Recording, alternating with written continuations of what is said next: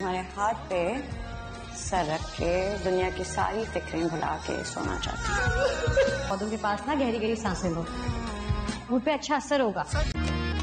جیسے ہر روح اپنا رزق لے کر آتی ہے، ویسے ہی ہر سانس کا حساب اللہ تعالیٰ نے لکھا ہے. سینا کی حالت کسی طور بھی سنبھلنے میں نہیں آ رہی ہوتی. مصطفیٰ اس کے لیے کافی زیادہ پریشان ہوتا ہے، اور اس کی پریشانی میں اضافہ تو اس وقت بھی ہو چکا ہوتا ہے جب اسے پتہ چلتا ہے کہ اس کا بچہ اس دنیا میں نہیں رہا.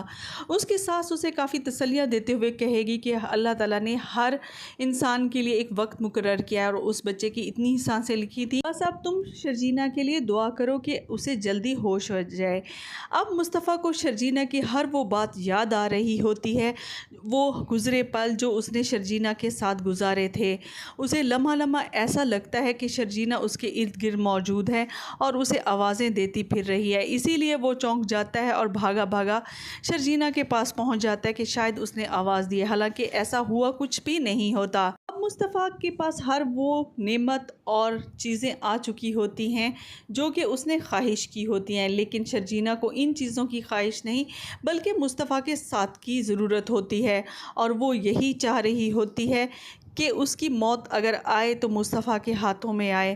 لیکن مصطفیٰ کو اس وقت کوئی پرواہ نہیں ہوتی. اب مصطفیٰ کو اس کی یہ بات بھی یاد آ رہی ہوتی ہے، کس طرح شرجینہ اسے سمجھاتی تھی کہ اسے اس کی ضرورت ہے، نہ کہ اس پیسے کی جس کے پیچھے وہ بھاگ دوڑ رہا ہے. دوسری طرف رباب عدیل کو کافی بے عزت کر کے اپنے گھر سے نکال دے گی.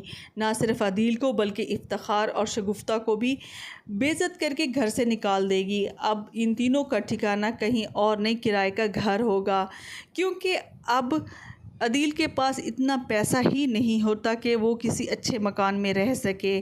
افتخار اور شگفتہ کافی پریشان ہوتے ہیں. شگفتہ کو شرجینہ کافی یاد آ رہی ہوتی ہے کہ کس طرح کا برا سلوک اس نے شرجینہ کے ساتھ رکھا ہے، لیکن اب تو کچھ بھی نہیں ہو سکتا کیونکہ اب وقت گزر چکا ہے. ویڈیو پسند آئے تو اسے لائک کیجیے گا، شیئر